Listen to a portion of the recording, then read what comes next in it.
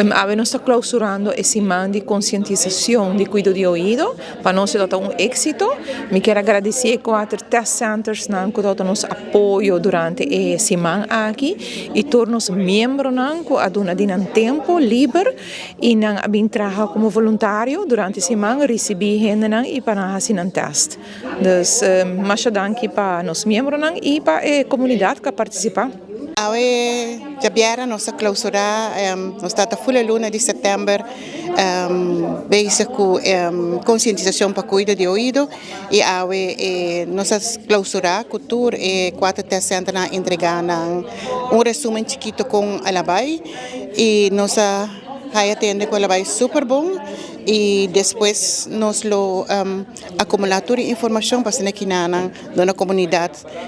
e resultado com full simang de teste de ouvido abai e abe também nos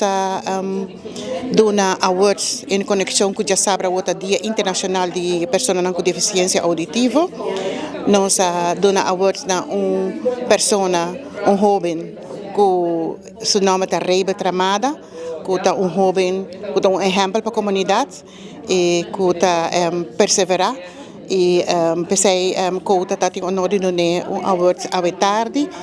e também na onda que está trabalhando também a award para dor que ananda ajuda nada abre porta para aceitar então nada incluir pessoa não nota excluir pessoa então também nós agradecido pelo então à tarde abai hobby bonita e nós está sumamente contento com a luna gente abai para com conscientização de ouvido e nós precisamos dar na pueblo que a escuta e chamada e a atender e abrir teste no ouvido e corda não de luna aqui só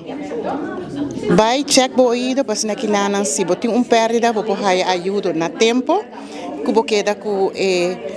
of bonosa mes que botar nele of vou queda com ele e vira mais e mais atrás do ouvido também esse aí Couta está sumamente agradecido também na tour e membro de Couta que ajuda durante full luna para êxito aqui de esse man de conscientização para cuidar de ouvido.